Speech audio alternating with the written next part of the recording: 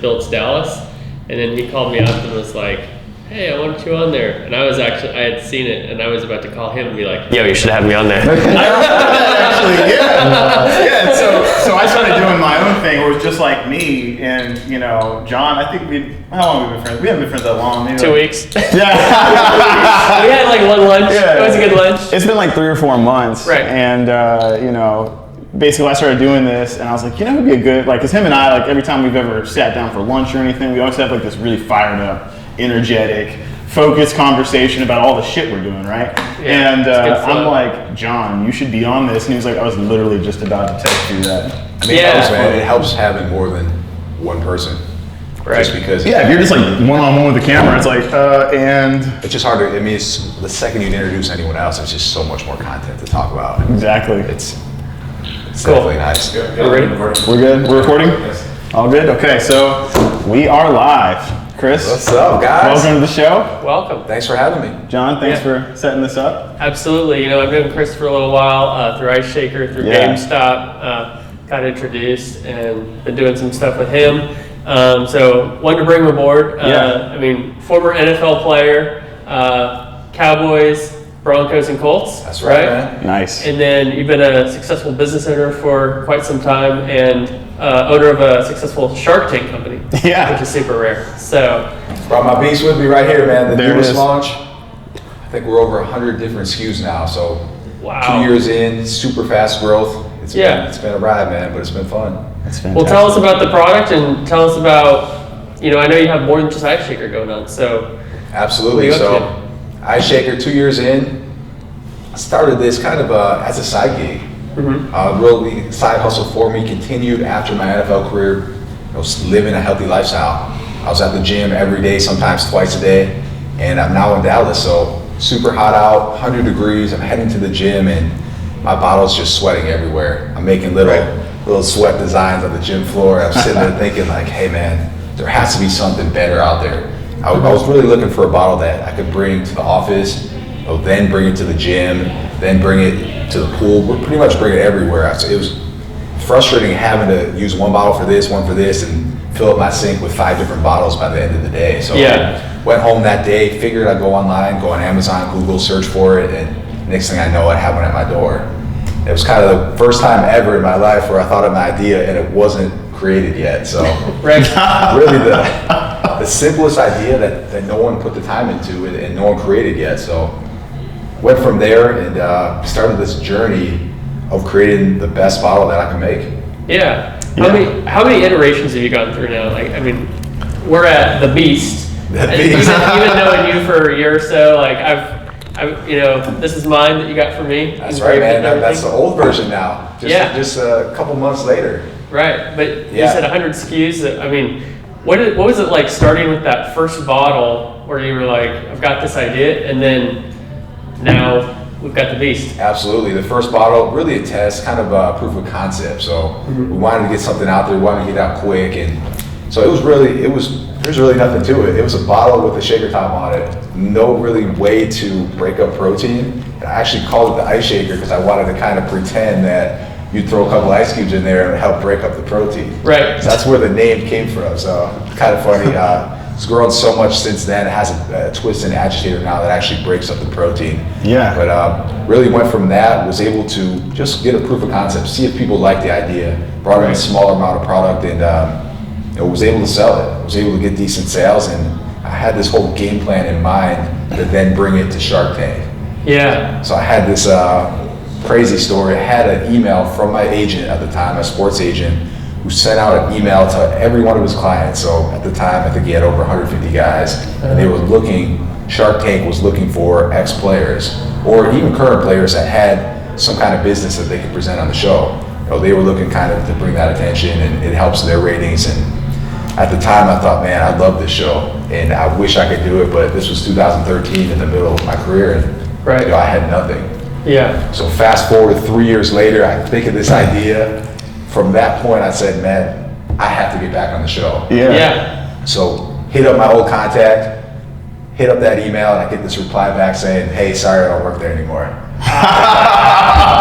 No way. But that didn't stop you. So excited, but Yeah. she hits me back a couple hours later and said, hey, I actually put you in contact with the girl who took over my position. Cool. I said, let's go. So from that point forward, sent her the email. She said, hey, we'd love to see what you got. Had to put together a video, pitch it the best that I could. We're making videos, shirt off in the gym, crushing weights, Right. doing everything we possibly can to just catch their attention. Yeah. Throwing in like clips of like touchdowns and stuff like that. Just whatever I could think of. I had my brother Rob get in a couple seeds. I'm like, I need you on this seed, man. I need you in there because we have to catch their attention, and we did. I sent it in, and I think about a week later they were like, we love your video. Wow.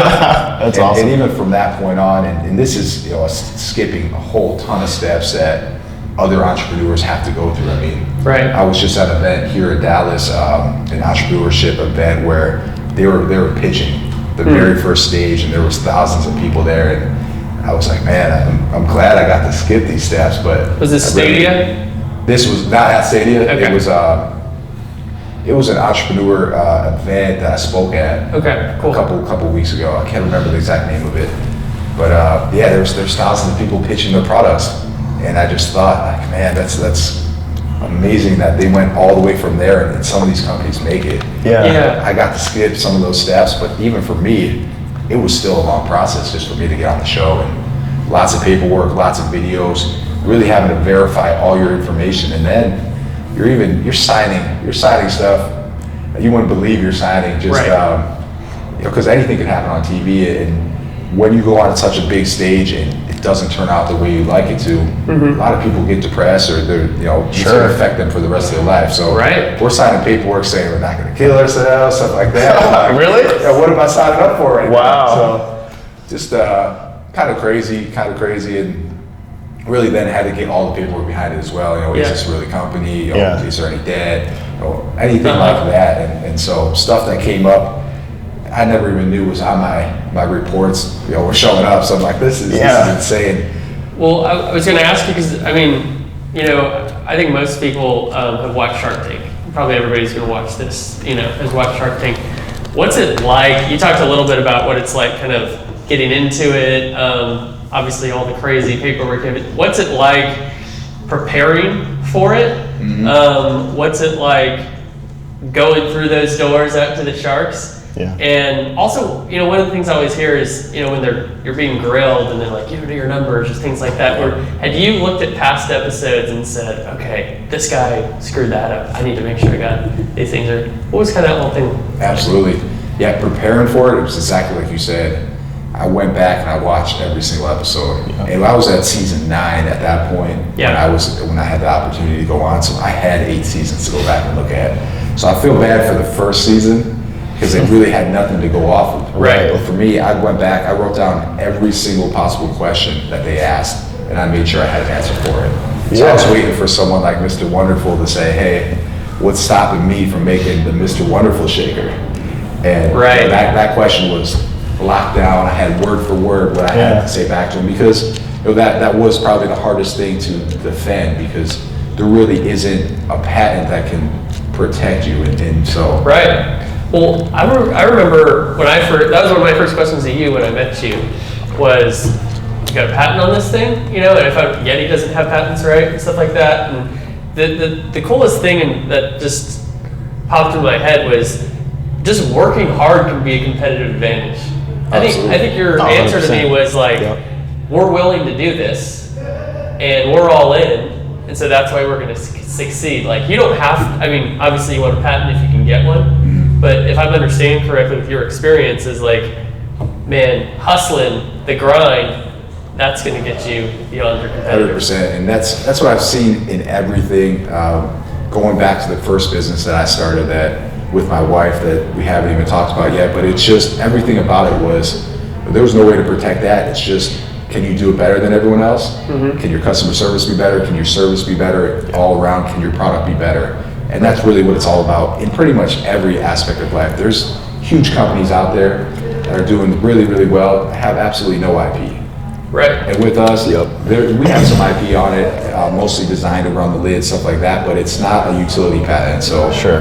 a utility will protect you, but this is technology that's been around for years, and there's other companies with similar bottles. It's all about being different, having a brand, and really putting that work in it and building your brand. I'll tell you, so, before I started the Uptown agency, I actually managed a venture capital group here in Dallas. And one of the things that I thought was really fascinating was, you have so many entrepreneurs, they feel like, I gotta go invent the greatest technology that's gonna completely transform an industry. I gotta invent Uber, right?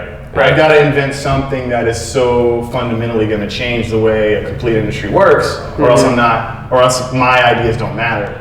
And one of the things that was interesting about being in that environment for so long was I realized, sometimes the best businesses, the most fun businesses, the businesses that you can really get behind and work really hard for are the ones that solve everyday problems. Yeah. Right. Like, I like to think of like wheels on the bottom of suitcases. Like, do you know how fucking long it took to get wheels on suitcases? And then get all four. Forever. People Too had long. trucks. Yeah. But it's like, that solved a huge problem. I mean, it changed the world because it was simple. And it's something like this too. This is an everyday problem that people experience. It actually does change the quality of someone's experience when they're working out, when they're in the pool having a drink with their boys. It's a fantastic product, so it's really cool, actually. Yeah, and that's actually something I get asked all the time. What's your best advice for an entrepreneur? Yeah. And the very, very similar lines to what you just said is. Let's cut there after his comment, and let's start again because he's Okay. doing the arms up. 10-minute. It goes quick. Yeah. Little 10-minute increments. Honestly. Yeah. So let's see. Great job, dude. You're doing awesome. Yeah. Yeah. I like that point though, because everyone, they try to reinvent it, Yep. that there's a market for, and then just make it better. 100%. And that's all it is. Yeah. Yeah. It's. I want to talk more. Or sorry, go ahead. Yeah, and my whole thing was, we were always, when I was at that fund, we were always investing in really like data technologies that like predict chronic conditions in hospital groups before they happen, like shit like that, Because that's huge multiples. Yeah. So you were saying about So exactly what you said. One of the number one questions I get asked for is, what's your best advice for an entrepreneur? Yeah. And so just along the same lines as you said, same thing, you don't have to go and reinvent something completely new that no one's ever seen before. For me, it's always been about, hey, find something that's already super successful and make it better. Yeah. So with this, a shaker bottle, been around forever, 10, 20 years, whatever it's been, and they've never changed. Yeah. It's been the same product. Everyone has millions of them. My cabinet was full of them, but no one ever improved upon it. So for me, it was something that was already proven, a market that was already there, and then I just went and made it better. Yeah. And that's, for me, it's not as big as a risk. When we're trying to go into something that's never been done before, you might think it's a great idea, but other people might not see it. There's a lot of heavy lifting. There's a lot of breaking new ground. Yeah. And it's a lot of learning. It's a process to teach them. Right. Is what it is especially when it's brand new, and that's a lot of marketing dollars. When you have something that's already out there, it's easy for people to pick up, and I think that's what really helped me as well with the pitch on Shark Tank was it was such a simple product that they understood it right away. Yeah. Well, one thing I always think about with entrepreneurship with new products, it's the Levi's example, right? So it's like everybody's going to go find gold.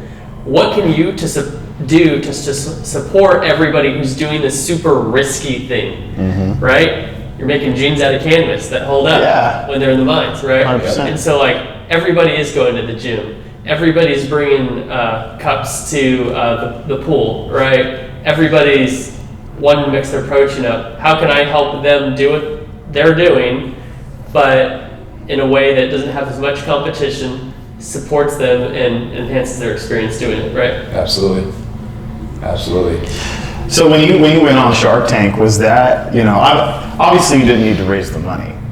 It wasn't about the money for you. It was about it was the attention, right? Absolutely. That was a huge, it was a great marketing tactic actually too. It's the exposure, and the show is everything they say it is. Yeah. People ask me all the time, was that real? Did they know you were there? They hid us in the back room. They didn't want to know that my family was there. They didn't know all they really know when I go out there is my first name, and that's it.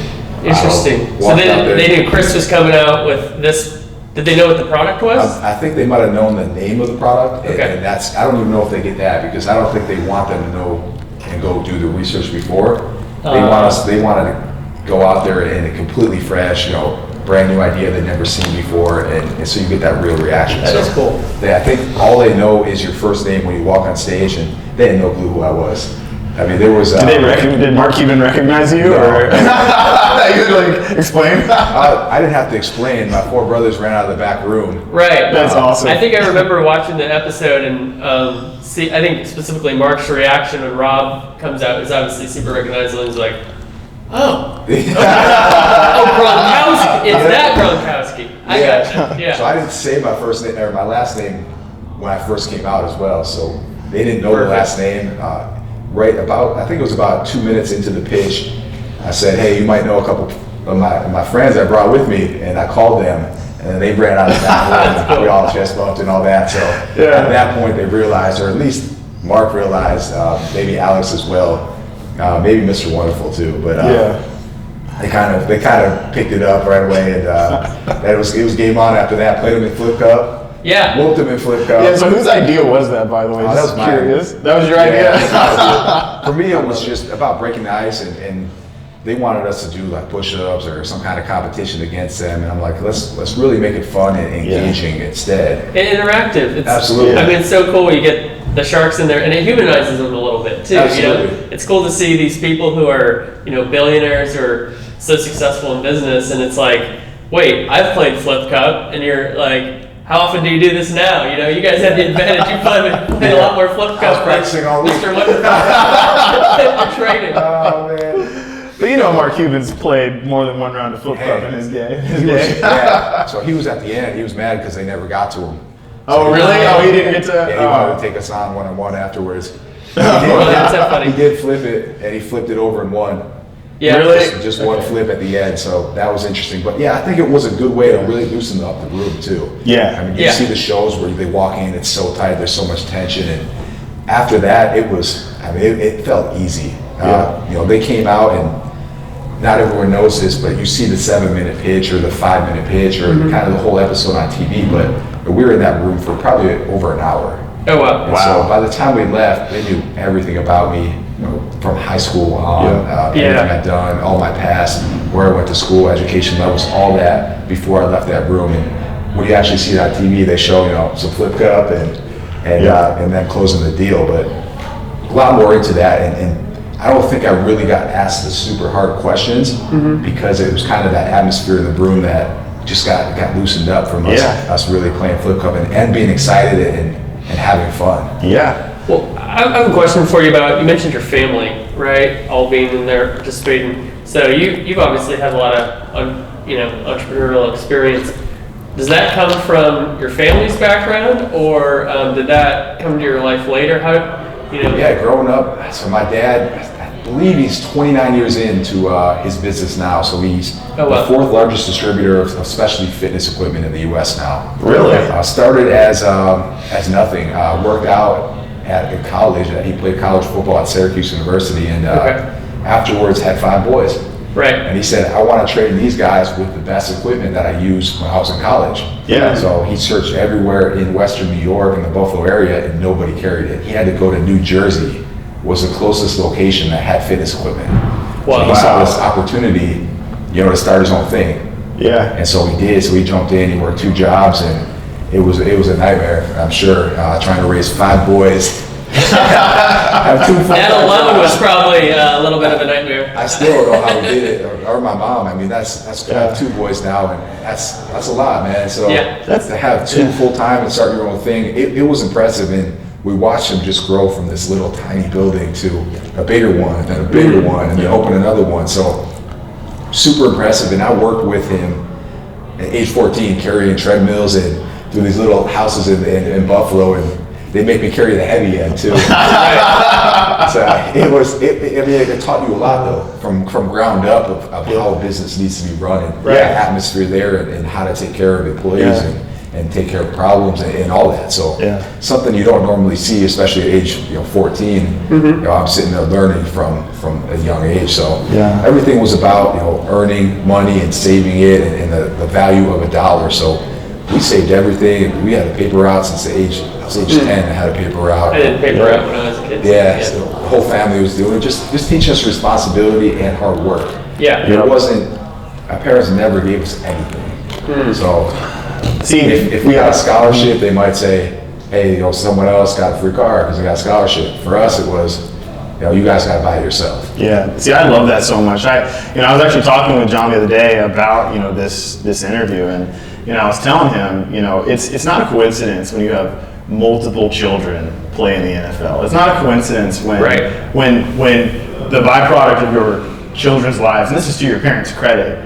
because, the way that you train children it matters, and the environment that you're in does change who you are as a person. I think it's phenomenal that you guys have all learned how to work so hard throughout your life, and you've seen that as an example. You've been able to follow that, and I just think that's incredible. Oh, absolutely, and it is hard too as a parent now that I have 2 kids. Because you want to give them everything, but at the same time, that hurts them.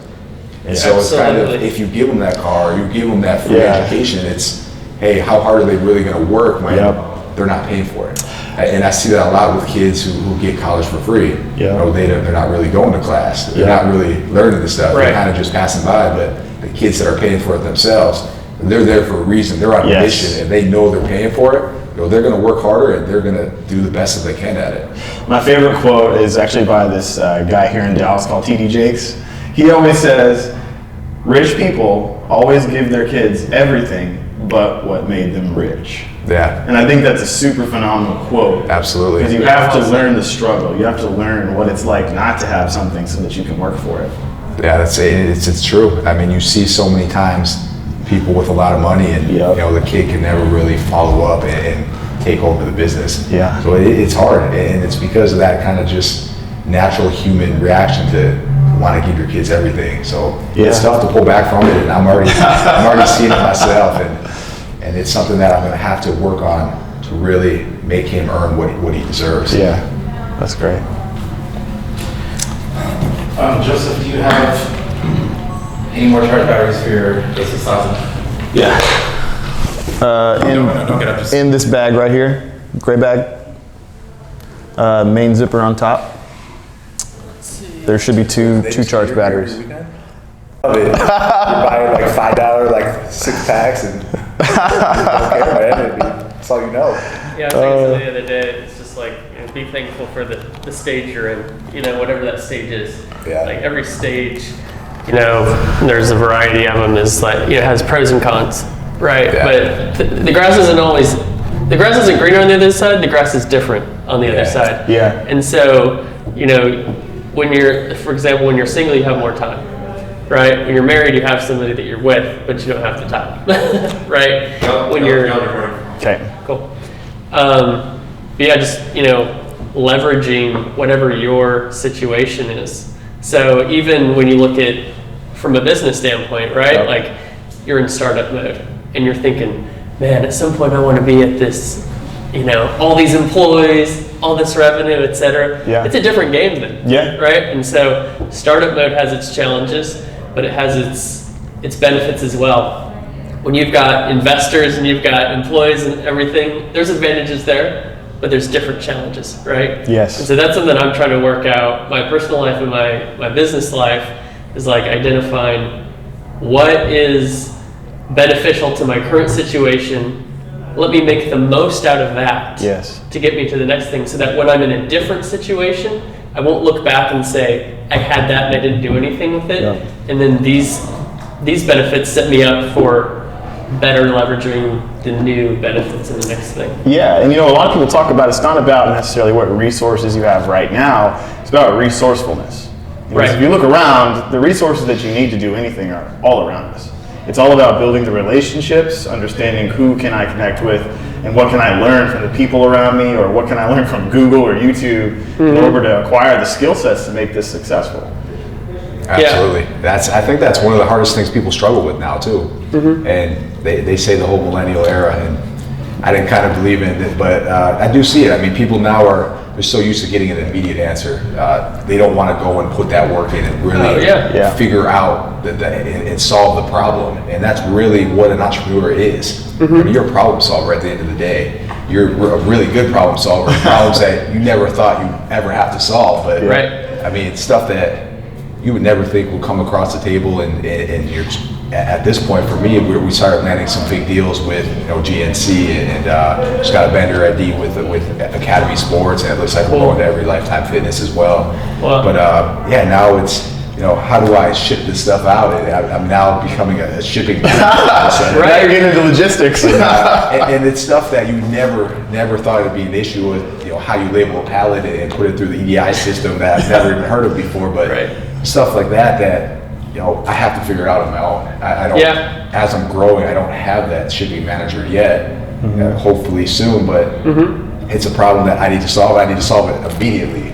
So Right. Well, and I was talking to you the other day in person about this, which is kind of funny, which is like, people think, okay, you have the Shark Tank investment, you got Mark Cuban, you got Alex Rodriguez on your team, everything's good, Yeah. right? But Yep. that doesn't necessarily mean that those guys are calling you, telling you, giving you the keys every day and saying, Yeah. this is exactly how you do it, right? Like, Yeah, and you're that's- on your own a lot, Yeah. regardless if they're, And that's kind of the dream that everyone sees when they see Shark Tank is, hey, you go on the show and you immediately become this instant millionaire and you Yeah. don't do any work. Then reality sets in, and the biggest reality is that all the work that you were doing, you get on Shark Tank, it then multiplies probably at least 10 to 100 times because Wow. Yeah. all the customer service, all the shipping, all the problems that you were having are now just multiplied overnight, and that's Right. all on you. Yeah. The sharks aren't doing anything besides giving you some advice, maybe. But Sure. for the most part, that's 100 new problems that you're trying to figure out that all hit so fast because of the exposure that you get from the show. So Yeah. reality is, yeah, absolutely amazing. The exposure, you can't pay for that exposure. I mean, Right. it costs millions to get that kind of exposure, especially when you start hitting reruns, which we're just starting to hit as well. Cool, I've got one yeah. coming up this Friday, but huge, absolutely amazing. But you just have to be ready for what comes with it. Yes. well, when you have a new partner, and obviously we don't want to state that the partnership is not beneficial from Shark Tank. Obviously that's a huge help. But with new partners, that's a new person to answer to as well. And someone Absolutely. who's Someone probably a cook in little the bit kitchen, yeah. intimidating. I would Yeah. think it's, when you do have that call every once in a while. right? Absolutely, and people ask, what is it like now afterwards, after being on Shark Tank? Did I actually get the investment? We did get the investment. The money goes into your account. It's a real thing. We get Yeah. asked that all the time. Do they actually put that in? And what's great is that we did get that money, plus the exposure brought in so much sales that we were then able to take this money and really build. All the money went straight back into the company. At the time we launched, we had one bottle, one color. Wow. That money immediately went in, launched new colors immediately. Within a couple months, had a whole new bottle out, a tumbler. And from there, just continued to grow to now having over 6 different bottles and over 100 different SKUs. So Wow. That's money, awesome. amazing experience for that. Really helps get you to that next level. And this probably would have took me, 4 or 5 years to get to this point, and Sure. we're able to accomplish this in 2 years instead. Well, That's you, amazing. You talked about, getting into Shark Tank after Shark Tank. What about, your NFL days, right? I talk about student athletes in college, and even more nowadays than any time in history, it's more about your personal brand, right? I've got friends that have companies that are focused on, the influencer as their own personal brand. So I like to use the term entrepreneur athlete from student athlete, right? Yeah. So what's that like? You mentioned that you were able to get your name into Shark Tank easier. There's some recognition and stuff, but what's that like, the business side of sports as the athlete? We hear it about like with teams a lot, like the business side, but being an athlete, being on that football field, you're focused on competition, but the business side, what's that? Yeah, like? absolutely. It's a huge opportunity, is what it is, that I pretty much missed. For the most part, you don't realize when you're playing that social media is so powerful outside of it when you're trying to do something afterwards. Yeah. So it's tough because you're making a lot of money to do a job that's very demanding, but at the same time, you do have an off season, and you do have very interesting behind the scenes stuff that you can share Yeah. that people absolutely love and would really fall in love with you and your brand. You're able to grow so fast. So when I was playing, I kind of put that to the side and didn't see the value in it. And afterwards, once I became an entrepreneur and really saw the value in it, I regretted the fact that I was so anti-social media and all that. So Right. huge opportunities there for guys that are willing to put it in. And you see the guys that do, Yeah. they explode. I mean, you see an Odell Yeah. Beckham with over 10 million followers, and Right. I'm sure he's even higher than that now. That was probably about a year ago. So if you put that time in, you take advantage of it, that's a huge opportunity for you. Yeah. Well, I'm curious. What kind of time do you have when you're an NFL athlete? Is it just just 100% just on the field watching film during the season and then you're free afterwards, or Yeah, what's so it like? it really, people say it must be so fun playing a game, right? It's, and I always tell. Don't you hate that though? People Man. are like, you play a game for a living. For a You're living, like, and you get paid so much to do it, and Right. that it makes me laugh because really, there's probably only 10 guys per team that even make over $1 million. So just completely false that you're just raking absolute millions in, but it's not a game, it's a job. Yeah. I mean, it's a job where everything we do is filmed, and I asked people right away, I said, when's the last job you got filmed and then you got watched it and you got critiqued on every single thing that you did that day? people would call that micromanagement to the extreme. Don't read the comment section. Absolutely. Say, when's the last time if you weighed in a pound overweight, you got fined $1,000 per pound? Oh wow. And, Wow. and stuff like that, and all of a sudden people say, hey, I guess it's a little more serious than I thought. And it is, and it's something that, I'm gonna start doing that on my team. hey, try Hey it. guys, But this is your weight limit. Yeah. $1,000 paycheck deduction. No. you could try it. I feel like a lawsuit might come out of it. And that's the end of the Uptown Agency. Yeah. As we know it. Yeah, you had a good Absolutely. run. You had It's a good run. We had a good time, man. man. I think I'm gonna go into the ice shaker business. I'll work for you now. Hey, yeah, you can weight limits there. Yeah. No, but it's not. I mean, it's a job, and Yeah. it's taken very serious, and especially the amount of pressure on you because of how popular a sport it is. Yeah. And you get that money because of the pressure. I mean, it's hard to be in Yeah. that position. So, just Things that are worth having are never easy. You don't True. get to have an office at the top floor of a skyscraper in the middle of the downtown with a great view unless you're willing to deal with problems. Right. And that is 100% something that a lot of people, they always think if I just get this one thing, then all these other things are just going to work out. If I go get a Lamborghini, then all the girls are going to love me. And then you find out the reality is not what you think it is, right? If I Right. can achieve this next goal, then the other goals are just going to fall into place. You don't realize that the work is actually even harder from goal to goal, but you become stronger in your ability to deal with it as you go. So I think that is, it's phenomenal. So that's why you sold your Lamborghini. That's why I sold the Lamborghini. man, I haven't tried that one out yet. I don't think I could fit in a Lambo, and you know what? You probably couldn't. It doesn't have cup holders, so you might have to buy an ice shaker too if you Yeah. bring it back. Yeah, they need cup holders. Yeah, they don't have any, right? No. Yeah, Lambos are rough, man. You don't really fit in them. All right, okay. Cool. Let's see what. What else we gonna cover? Let's see. So I have what we haven't covered yet is Protein cookie. Your other businesses, Okay. and we haven't talked about the influencer life as an influencer. Yeah, for sure. So I, get flow better. Let's talk about life as an influencer, and then Okay. that will naturally flow into your other brands. Because we can talk about how your influencer life, Ice Shaker, and then you can organically kind of touch on the other stuff. yeah. Yeah, that sounds good. I like it. For sure. Cool. So you want to Yeah, that's fine. start with the Yeah, 100%. influencer stuff, and then you. Let's do it. Yeah. Yeah, no problem. Going good so far. Yeah. I like the conversation. Good flow. People in the background too. Yeah, right. It's busy out Guests here. in the show. Yeah, we have to go out there. Yeah. Hey, do you mind signing the release? Everybody's blurred out. You have to come in here and just sit around. Yeah. Live audience. Yeah. Q&A. Yeah. All right, so Chris, tell me, you're an influencer.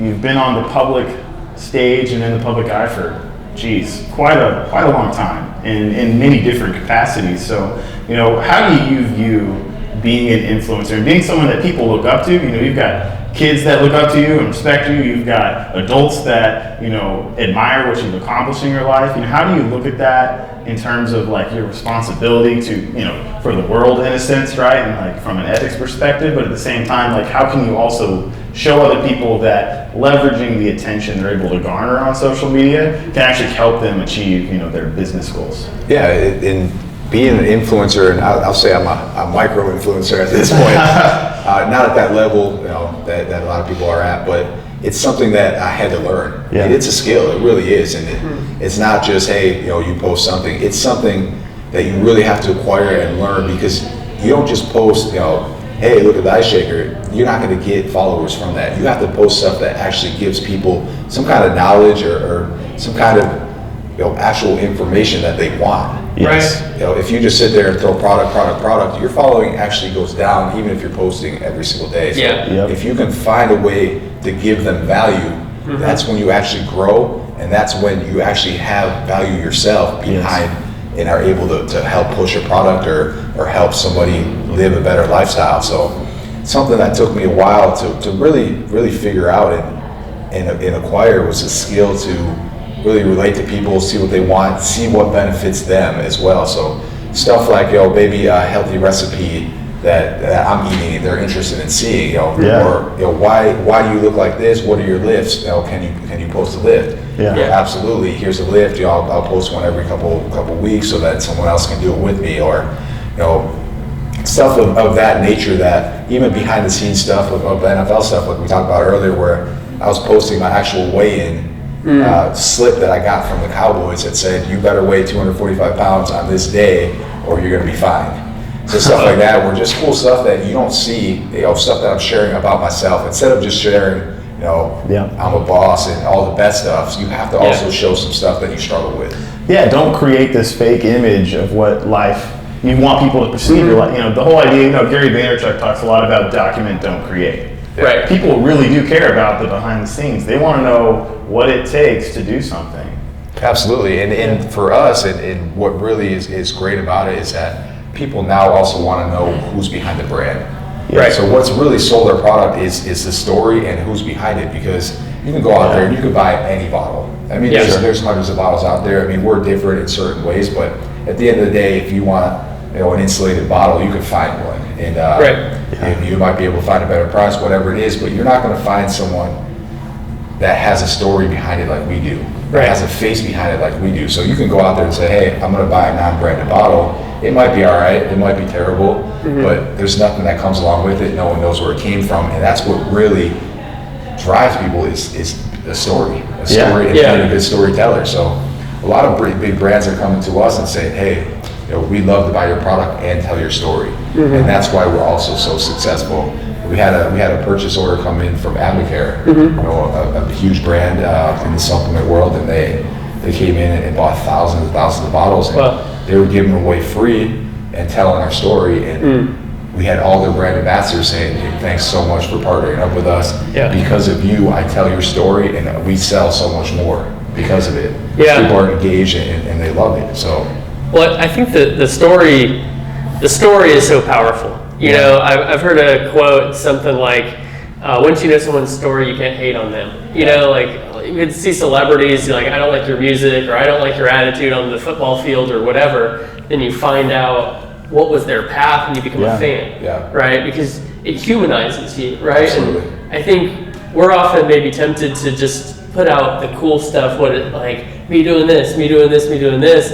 It's like, no, let me be open about my struggle. You know, like, this is hard. Like, I'm grinding every day. I've you know, that helps people identify with you. And I think it gives hope in a way, because there's not some like magic pill or you're just won the lottery and everything's easy for you and you're succeeding, right? It's like, no, the struggles that you have, I have. Yeah. And wow, now I can relate to you. Now I can see how you got past that. I can apply that in my own life. absolutely. I think that builds the personal brand, and then the actual brand even stronger. Absolutely. The story is super, super powerful behind it, and really gets us in. And it's something that took me to, I had to learn it. I mean, I started our first company straight out of the NFL, but something my wife started. A crazy story because, after 4 years, I was on 4 different teams, and she finally got to the point and said, "Hey, I am not finding a new job." and I couldn't be mad at her about it. And I said, "Well, what are you going to do then?" And she said, "I'm going to find a way to work from home." So she started hand painting wine glasses and took 30 minutes for each, and I kind of just said, "Hey, whatever, she can do it, and I'm not going to bother her about it." But they started selling. Yeah. They started selling well to the point where she couldn't keep up with it, and then she had to figure out a way to start scaling it, and she did.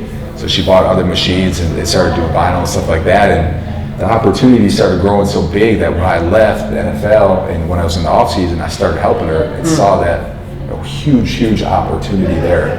And ended up taking this company and growing it.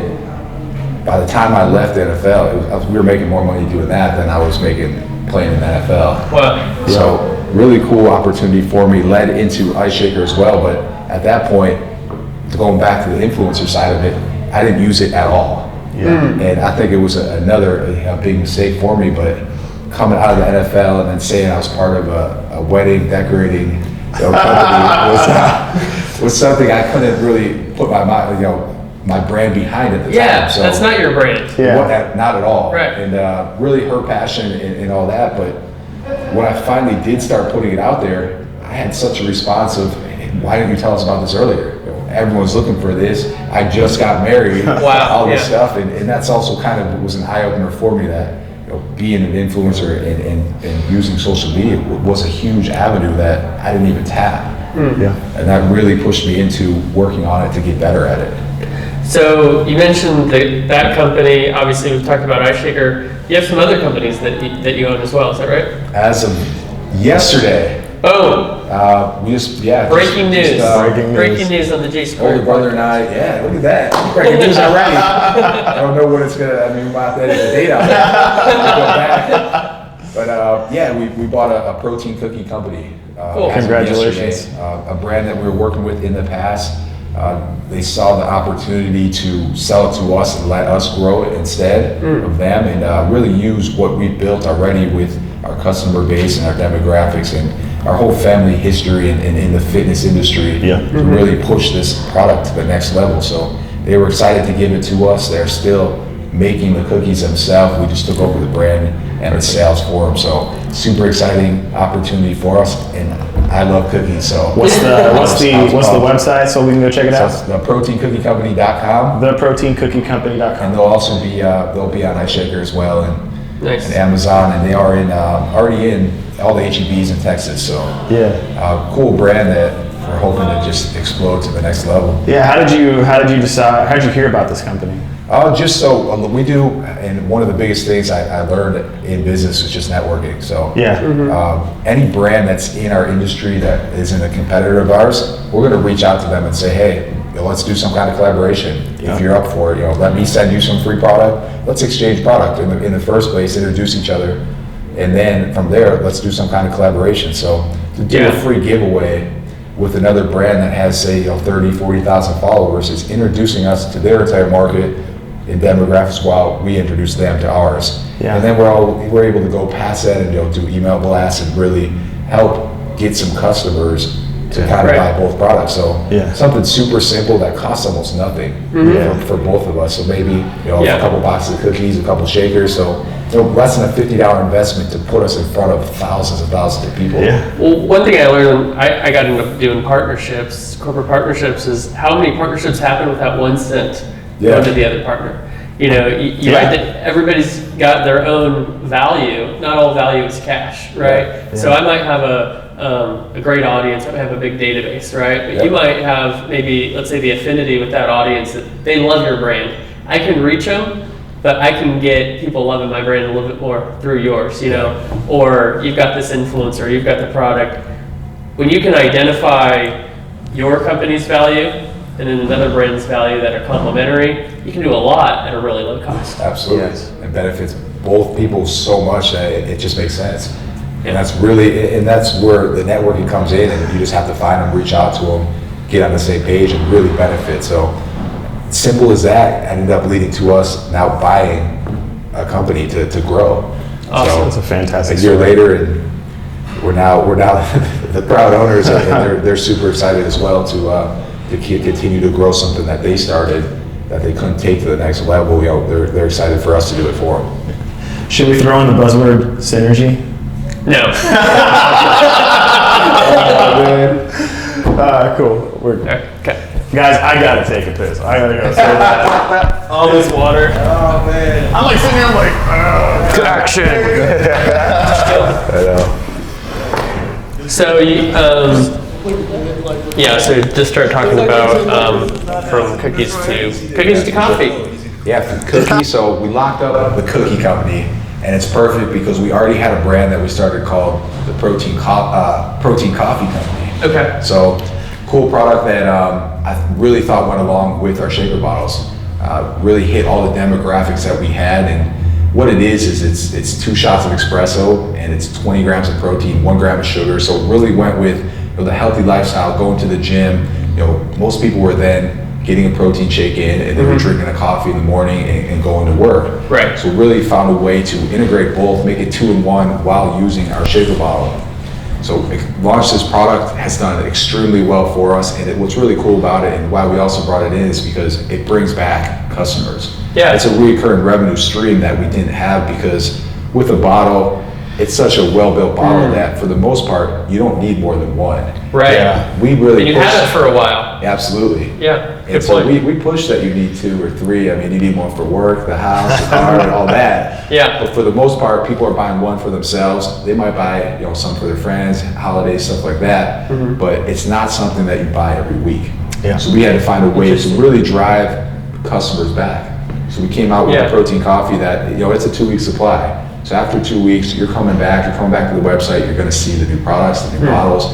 You're gonna be re-engaged with everything that we have to offer. So immediately wanted to do something that really went along with the product that can bring this aspect to our business. So launched that. Yeah. Well, I think it's really interesting for entrepreneurs watching this to think about business in a different way. I've heard it said, you plant a tree, that tree grows, an apple tree, right? That tree grows, then you're making applesauce, apple juice, apple butter, etc. Right? Same thing you're doing here. I think it's also interesting to open our minds and think about, okay, I've created one positive product, but like you said, there's a challenge with that product. It's built so well, nobody needs another one, or they don't need one for a while unless you want a different color, etc. So, yeah, how can I get a reoccurring revenue stream? You've got your apple tree here. What are the different things that I can make out of that? Absolutely. Sounds like you've done that. Yeah, and we have, and we really looked into our demographics to really see what we had, who was buying the product, and what they liked. And I came into it thinking that I made the most manly product in the world. The only people I was going to gear it towards and really sell to were people like me that were of similar age males, going to the gym, living a healthy lifestyle. And I found out really quickly that they weren't the ones buying the product. Right. They might be the end user, but majority of the people actually buying the product were females. Yeah. And so huge eye opener for me. And once we really put that and dug deep into the data, we realized that we were missing out on a huge opportunity to then market product to females. Right. And so our second bottle that we actually came out with was a 16-ounce version that we were trying to gear it more towards females. And then we came out with a tumbler. And the tumbler is when we really saw it just absolutely explode. We had this customer base, and pretty much if they weren't drinking protein shakes, someone like my wife who would never drink a protein shake, she would buy a tumbler. And so she's actually the one that's designing the products.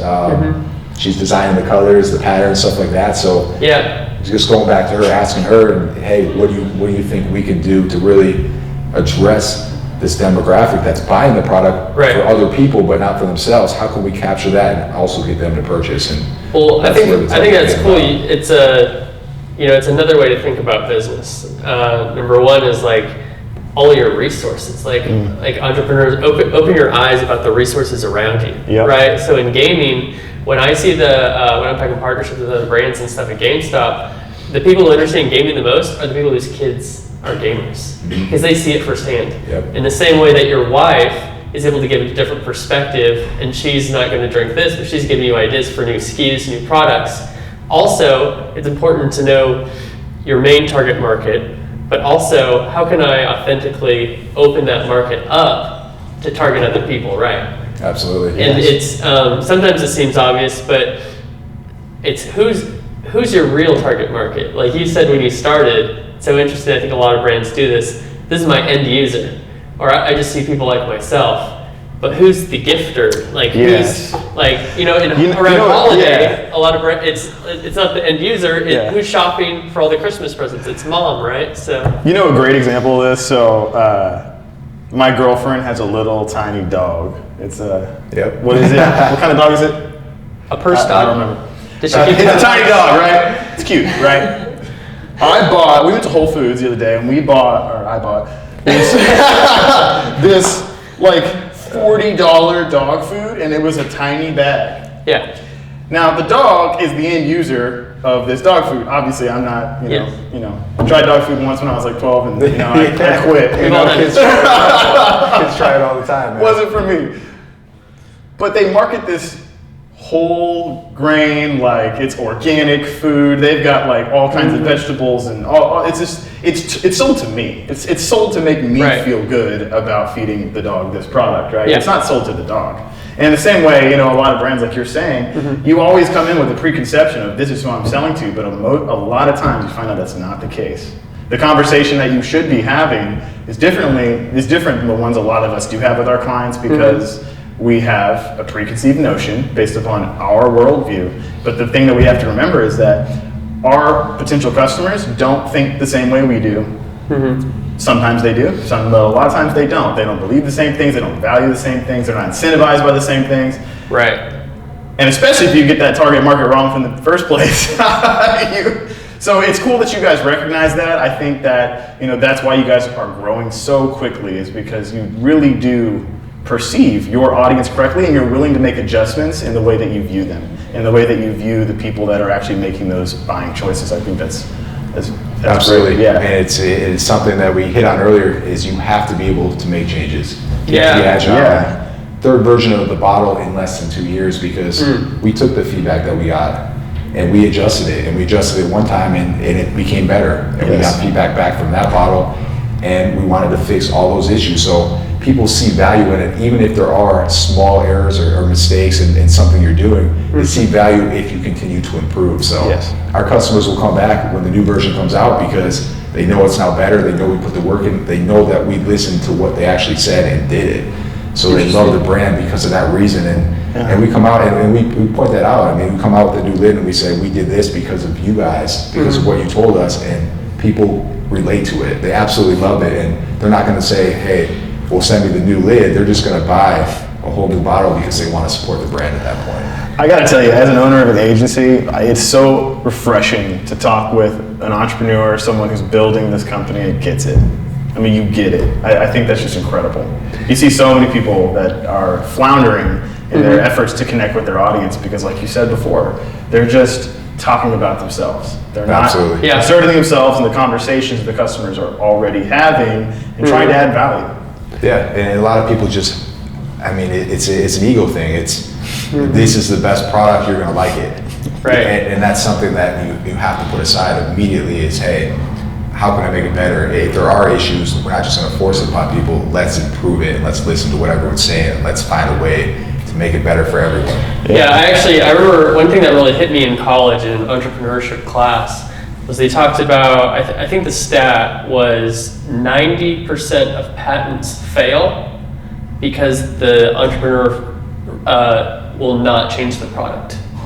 Because you get to somebody like the Shark Tank phase, or you get to the investor phase, and you've had this thing in your mind your entire life, right? Or the last few years, and you found a problem, you're so passionate about it, you're emotional about it, you say, this is the thing. And the guy who knows the market, who has the dollars, knows more than you do, says, well, if your thing was actually this thing, or rather than using it for this purpose, we use it for this purpose, that would be successful. 9 out of 10 people can't get themselves to let go enough for their product to become successful. And that's a broader example too. I've been in a lot of corporate boardrooms for a lot of different companies, and so often we're saying, our brand's goals are X, Y, Z, right? Yeah. Our brand wants to accomplish this, that, and the other. And not every time are we saying, does the customer care about that? Yeah. What does the customer think? Yeah. Right? You know, it's so funny. I remember being a high school, college age person, and I remember I've always listened to a ton of rap. Like, I love rap. You know, you probably wouldn't guess it, but but I love rap. Like, I love that shit, right? But what's really funny is you hear a lot of times people from, like, you know, there's a lot of talk in that kind of music about, oh, I never change, I'll never change, this, that, you know, and you're like, that works if you're a rapper. If you're a rapper and you hold true to like your roots, like, that's cool. But in anything else, and even then as a rapper, you know, you see this a lot in sports too. You know who's changed? Players who kind of come from a hard area of life, right? They come from a bad neighborhood. They bring all their homies with them. Next thing you know, they're going to jail, right? Yeah, absolutely. And it's all about you need to change. And whether that's anything in life, whether it's your business, your personal life, your belief systems, like, you have to adapt. Well, and you know who's changed and is successful and open about it is Snoop Dogg. Yeah. You know, and I saw him in an interview I with love him in that Sway the other day, and it's like the longevity of your career that almost no other artist has seen in that genre. Why? You've adapted. Yeah. Absolutely. You have to. That's what everything. Times change. Everything changes. Do y'all remember NWA Ice Cube? Versus like Disney show Ice Cube? Crazy. All right. Yeah. Callie's now doing Nickelodeon. I'm like, come on. What is this? Crazy. Anyways, cool. Good. It's crazy how people. They're on Nickelodeon now. It's like, what? Right. Dude, you gotta pay the bills when the album stops selling. You're like, Dude, It's incredible what Nickelodeon does. I mean, because my brother has it, but it's the exact show, but geared towards kids. Yeah. It's ridiculousness for kids, Yeah, right? it's exactly what it is. And I'm like, yo, this is cool, but I can't see it being that popular. It was like the top rated show, and not only did that, all the kids know who my brother is now that aren't even necessarily NFL fans, and then all the parents who aren't Patriots fans all know who he is. Yeah. So his audience just So exploded. we're gonna start. Let's because start. of that. If you want to make that point, let's start now because he's recording it. So, Okay. But you can go, I think there's a deeper thing within that Yeah. that I'd like to. Yeah, I already know how to start. So, well, we're kind of talking about, like, the adaptation of a career. You know, John and I, we talk all the time about, you know, getting started in something a lot of times happens later on in life. You know, you've done something one way for a while, you've played football, or you had a career in this industry, and then all of a sudden, at some point, you have to transition to something new. And, you know, to your point earlier, you know, that's why it's so important to leverage attention. But you're kind of talking about, you know, Nickelodeon with your brother, and how he's been exposed to this brand new viewership, this new audience because of the work that he's doing. You want to talk a little bit? Yeah, absolutely. I went on there. He had the show Crash Leads. Yeah. And you know, didn't really see it. wasn't a really big paid opportunity, but for him, he saw it as a way to get in front of an entirely new audience. So at the time, we had to kind of explain to him that it would really help grow his brand, and it did. And what we didn't really account for was that you're hitting all these kids that you've never been introduced to before, you know, aren't necessarily NFL players. But then on top of that, you're getting introduced to all their parents. They're talking about the show, they're talking about you, and the parents start to wonder who you are. And I was getting hit up all the time saying, hey, I don't like the Patriots, I don't watch the NFL, but my son watches your show, and I Googled your family. Right. And so just... And now I own a nice shaker cup. Exactly. and for him, you know, he's not selling ice shakers, and he's not a part of the company at this point, but you know, just an overall, for whatever he wants to do, he just has such a bigger audience now. Right. Well, I think too, I mean, a lot of this stuff takes some humility, right? Like, adapting the product like we talked about, listening to the feedback, but also what really amazes me is there are so many successful people who are doing stuff that's not like the big sexy thing or the out in the front sort of a thing. You know, if you look at some of the richest people in the world, they're doing things there in the background. Oh, most definitely. You know, like, and a lot of times things that people don't want to do. You know how much money there is in waste management? A bunch. A bunch. And if you think about, I mean, it's kind of this Levi's example again. You talk about identifying how to get in the mainstream, Yeah. right? I remember when 50 Cent, he did his deal with Coke for Coca-Cola, that is. For vitamin water. For vitamin water. Yeah. And I think they paid him $100 million.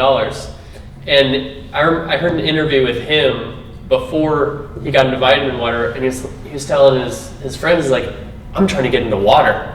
And they're like, trying to get into water? What are you talking about? Everyone drinks water.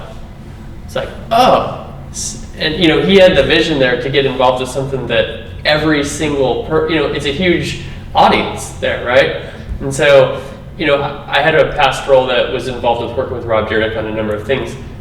And so I have a little bit of insight into his ridiculousness stuff. And so Rob was actually looking at America's Funniest Home Videos. And he found out that the dude who owned all that, something like hundreds of millions of dollars. Wow. Nobody realized it, right? It's kind of it's a little bit funny, but it's like maybe your parents' show. It's on in the background all the time. And he was like, this thing's worth hundreds of millions of dollars. If I did one that was targeted towards teenagers, and Ridiculousness is now the #1 show on MTV. Oh, wow. I did not know that. Is it really? I didn't know that either. Yep. Yeah, he really just... How long did it take for them to get there?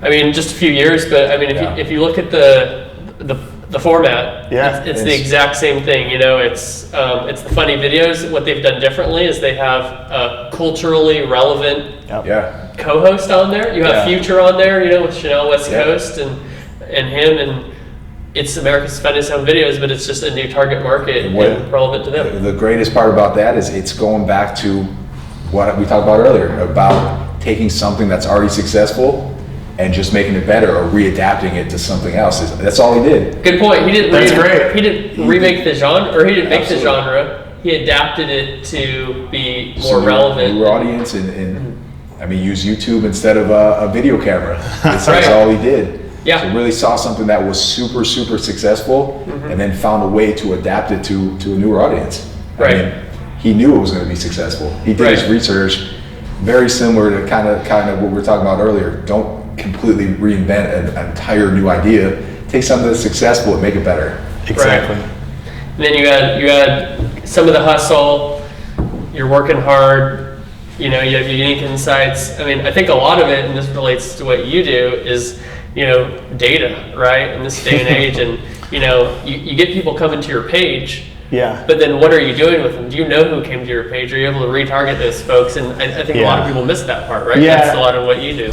Obviously from an agency perspective, right, talking more about what we do professionally, analytics is the way to understand online behavior. If you've got the right kind of conversion set up in your analytics software and using the right kind of tools, you can get a lot better insights into how people use your sites, where they're clicking, why they're clicking, but not only who that person is, and you can actually market to them in the way that's personalized and most appropriate for that specific person. And I think that's where a lot of newer entrepreneurs have a great opportunity. There is a lot of, before, large companies, like let's say the last 5 years, it's typically been larger companies who had the infrastructure to actually personalize marketing communications to specific, subsets of people, right? But nowadays you can actually do that as a much smaller entrepreneur because the technology is available. Absolutely. And there's ways to actually meet people where they're at, and you don't have to have just one message from your company. You can have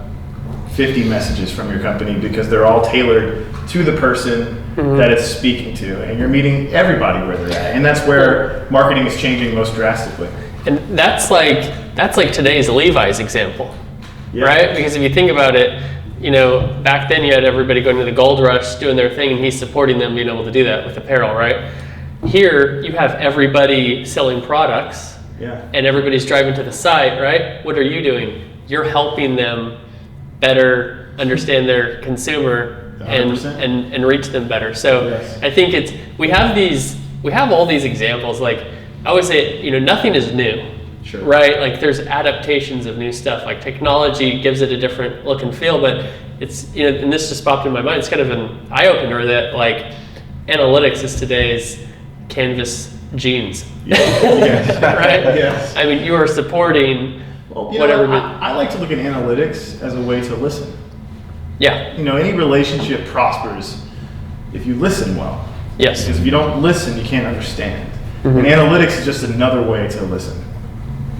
Absolutely. Yeah, I mean, It's simple. it's in esports in my world. You know, that's a big thing. I was at a conference a couple months ago. There's a panel with all of these brands, non-endemics. You got AT&T, State Farm, Intel, etc. Yeah. And these are brands who have a lot of experience outside of esports, sponsor a lot of traditional sports, NFL, stuff like that. And they're saying, you know, one of the challenges we have here in this space is being able to get insights from the teams, from the leagues, things like that. And so, you know, I tell people all the time, you're looking to get in this space. Yeah. This is a huge need. And so it's interesting how leveraging that technology has created more opportunities. Yes, and you know, it's more than that. I think there's a realization nowadays in today's digital marketing climate that everyone is on a journey to become something. No one is trying to stay exactly the way they are forever. It's just the way it is, right? And it's changing faster all the time. Yeah, and it's, you know, how is your brand helping people and guiding people? Because you're not, like, our brands, doesn't matter what respective brand, GameStop, agency, Ice Shaker, or Protein Cookie, these are actually guides along these heroes' journeys. We're not the main focal point in their life. They don't wake up in the morning, they're like, how can I, you know, improve, you know, Protein Cookie, or how can I improve GameStop? They're thinking, you know, how is my life better? I want to play this game better. I want to compete in this competition. I want to have an excellent workout this morning and, you know, not get, you know, cold, wet shit all over my car, you know? Like, you know, I need a shaker. It's gonna, you know, the last thing I want in my car. We're always guides in the, we're always the Yoda to Luke Skywalker in a sense, right? As a brand is kind of the way that I look at it. Right. Anything else? Yeah. Just so you know, Joseph, Aren't even necessarily NFL fans, and then all Right. the parents who aren't, you know, Patriots fans all know who he is. Yeah. So his audience just So exploded. we're gonna start. Let's because start. of that. If you want to make that point, let's start now because he's recording it. So, Okay. But you can. I think there's a deeper thing within that Yeah. that I'd like to. Yeah, I don't even know how to start. Well, you know, Yeah, Nickelodeon. we're kind of talking about like the adaptation of a career. You know, John and I, we talk all the time about, you know, getting started in something a lot of times happens later on in life. You know, you've Right. done something one way for a while, you've played football or you had a career in this industry, and then all of a sudden, at some point, you have to transition to something new. And, you know, to your point earlier, you know, that's why it's so important to leverage attention. But you're kind of talking about, you know, Nickelodeon with your brother, and how he's been exposed to this brand new viewership, this new audience because of the work that he's doing. You want to talk about Yeah, that? absolutely. I went on there. He had the show Crash Leads. Yeah. And you know, didn't really see it. wasn't a really big paid opportunity, but for him, he saw it as a way to get in front of an entirely new audience. So at the time, we had to kind of explain to him that it would really help grow his brand, and it did. And what we didn't really account for was that you're hitting all these kids that you've never been introduced to before, you know, aren't necessarily NFL players. But then on top of that, you're getting introduced to all their parents. They're talking about the show, they're talking about you, and the parents start to wonder who you are. And I was getting hit up all the time saying, hey, I don't like the Patriots, I don't watch the NFL, but my son watches your show and I Googled your family.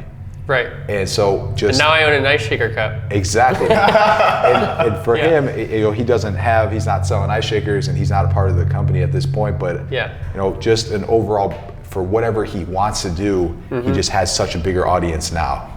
Right. Well, I think too. I mean, a lot of this stuff takes some humility, right? Like, adapting the product, like we talked about, listening to the feedback, but also, what really amazes me is there are so many successful people who are doing stuff that's not like the big sexy thing or the out in the front sort of a thing. You know, if you look at some of the richest people in the world, they're doing things that are in the background. Oh, most You know, like, and a lot of times things that people don't want to do. You know how much money there is in waste management? Right. And if you think about, I mean, it's kind of this Levi's example again. You talk about identifying how to get in the mainstream, right? I remember when 50 Cent, he did his deal with Coke for Coca-Cola, that is, For vitamin for vitamin water. Yeah. And I think they paid him $100 million. And I heard an interview with him before he got into vitamin water, and he was telling his friends, he's like, I'm trying to get into water. And they're like, trying to get into water? What are you talking about? Everyone drinks water. It's like, oh. And he had the vision there to get involved with something that every single it's a huge audience there, right? And so, I had a past role that was involved with working with Rob Dyrdek on a number of things. And so I have a little bit of insight into his ridiculousness stuff. And so Rob was actually looking at America's Funniest Home Videos. And he found out that the dude who owned all that, it's worth like hundreds of millions of dollars. Wow. Nobody realized it, right? It's Yeah. kind of it's a little bit funny, but it's like maybe your parents' show. It's on in the background all the time. Yep. And he was like, this thing's worth hundreds of millions of dollars. If I did one that was targeted towards teenagers, and then Ridiculousness is now the #1 show on MTV. Oh, wow. I did not know that. Is it Yeah. I didn't know that either. But Yep. yeah, he really just. How long did it take for them to get there? I mean, just a few years, but I mean, if you look at the format, Yeah. it's the exact same thing. It's the funny videos. What they've done differently is they have a culturally relevant Yeah. co-host on there. You have Future on there, with Chanel West Yep. Coast and him, and it's America's Funniest Home Videos, but it's just a new target market and relevant to them. The greatest part about that is it's going back to what we talked about earlier about taking something that's already successful and just making it better or readapting it to something else. That's all he did. Good point. He didn't great. he didn't remake the genre, or he didn't make Absolutely. the genre. He adapted it to be more Some relevant. newer and- audience and I mean, use YouTube instead of a video camera. Is Right. all he did. Yeah. So really saw something that was super, super successful and then found a way to adapt it to a newer audience. Right. I mean, he knew it was going to be successful. He did his Right. research, very similar to kind of what we were talking about earlier. Don't completely reinvent an entire new idea. Take something that's successful and make it better. Right. And then you add some of the hustle. You're working hard.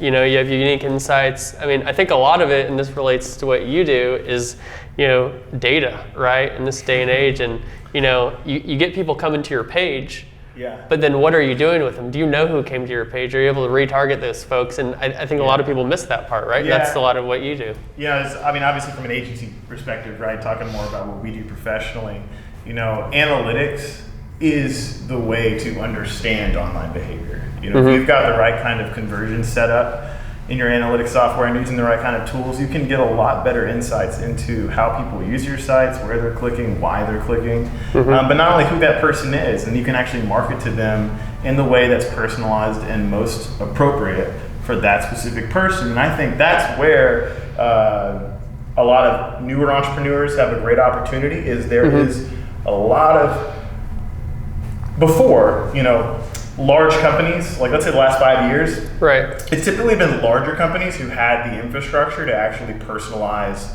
marketing communications to specific, subsets of people, right? But nowadays you can actually do that as a much smaller entrepreneur because the technology is available. Absolutely. And there's ways to actually meet people where they're at, and you don't have to have just one message from your company. You can have 50 messages from your company because they're all tailored to the person that it's speaking to, and you're meeting everybody where they're at, and that's where marketing is changing most drastically. And that's like today's Levi's example, Yeah. right? Because if you think about it, back then you had everybody going to the gold rush, doing their thing, and he's supporting them being able to do that with apparel, right? Here you have everybody selling products, Yeah. and everybody's driving to the site, right? What are you doing? You're helping them better understand their consumer 100%. and reach them better. So Yes. I think we have all these examples. Like I always say, nothing is new. Sure. Right? Like there's adaptations of new stuff. Like technology gives it a different look and feel, but it's, and this just popped in my mind. It's kind of an eye opener that like analytics is today's Canvas jeans. Yes. Right? Yes. I mean, you are supporting. Well, you know what? whatever I like to look at analytics as a way to listen. Yeah. Any relationship prospers if you listen well. Yes. Because if you don't listen, you can't understand. And analytics is just another way to listen. Absolutely. Yeah, To I mean, make it simple. it's in esports. In my world, that's a big thing. I was at a conference a couple months ago. There's a panel with all of these brands, non-endemics. You got AT&T, State Farm, Intel, etc. Yeah. And these are brands who have a lot of experience outside of esports, sponsor a lot of traditional sports, NFL, stuff like that. And they're saying, you know, one of the challenges we have here in this space is being able to get insights from the teams, from the leagues, things like that. And so, you know, I tell people all the time, you're looking to get in this space. Yeah. This is a huge need. And so it's interesting how leveraging that technology has created more opportunities. Yes, and you know, it's more than that. I think there's a realization nowadays in today's digital marketing climate that everyone is on a journey to become something. No one is trying to stay exactly the way they are forever. It's just the way it is, right? And it's changing faster all the time. Yeah, and it's, you know, how is your brand helping people and guiding people? Because you're not, like, our brands, doesn't matter what respective brand, GameStop, agency, Ice Shaker, or Protein Cookie, these are actually guides along these heroes' journeys. We're not the main focal point in their life. They don't wake up in the morning, they're like, how can I, you know, improve, you know, Protein Cookie, or how can I improve GameStop? They're thinking, you know, how is my life better? I want to play this game better. I want to compete in this competition. I want to have an excellent workout this morning and, you know, not get, you know, cold, wet shit all over my car, you know, like, you know, I need a shaker that's gonna, you know, the last thing I want in my car. We're always guides in the store. We're always the Yoda to Luke Skywalker in a sense, right? As a brand is kind of the way that I look at it. Right. Anything else? Yeah. Just so you know, Joseph, Yo. these two cameras have already burned through all my batteries. You're on your very last. Okay, so let's wrap it up. Yeah, I was thinking we can do, you know, what's next? No. Okay. Every time you switch battery, you have to refind the focus because the camera doesn't remember. Cool. Wonderful. It burn? How long does the battery last normally? That depends on what you're filming. We're all doing 4K and we're doing clips over 10 minutes, like they're burning to 12 to 13 minutes, so it burns up the sensor, so the heat and everything happening, the battery's just draining really quick. Beast mode. Yeah, they're good. We're recording. Cool. Chris, it's been so good to have you on this show. You have such a great story. You've done so many great things, and I think you know, a lot of people have resonated with what you're saying. I know that, you know, John and I both resonated with almost 100% of everything you said today. So that's good. How can people follow you? I know that you've got a number of companies. You know, we're going to put the stuff on the screen so people can see your social media handle, because I know that they're going to probably want to continue to learn more about this story. Are there some easy ways for them to follow Of course, what you guys are doing? Thanks for having me on the show. Yeah. Anything for me at Chris Gronkowski on Instagram, on Twitter. My two big ones, mostly Instagram for the most part, so you really see the behind the scenes, the stories, really be able to follow along with what we're doing with my whole journey. That, and then at Ice Shaker Bottle is our main handle for Instagram, Facebook, Twitter as well for the companies. Perfect. And then Protein Cookie? So yeah, absolutely. Protein Cookie Co. It will also be all brought into Ice Shaker as well, so it'll be a good mix on there as well. Okay, perfect. So you guys are actually branding all of that underneath the Ice Shaker? It'll be separate, but everything that we do kind of works together, and Ice Shaker is really the main powerhouse. Cool. That's great. Well, John, thank you for setting this up with Mr. Chris here. Absolutely. Thank you for making it. Thanks for having me, man. Yeah, awesome. I'm ready for some more partnerships. Let's do it. Let's do it. Cool. Sounds great, guys. Appreciate it. And scene. Cool. That was fun. Yeah, man. Yeah, I'm pumped to see how, man, you got it down, man. Well, Hey, if you have It's a any lot better than- recommendations, you know, It looks like it's gonna come out really good. yeah. yeah, the only Shareable clips too for Instagram, so like Yeah. Nice. stories you can share. Absolutely. Yeah, the short and sweet ones, I kind of just hit a I try to catch like maybe like 15 seconds.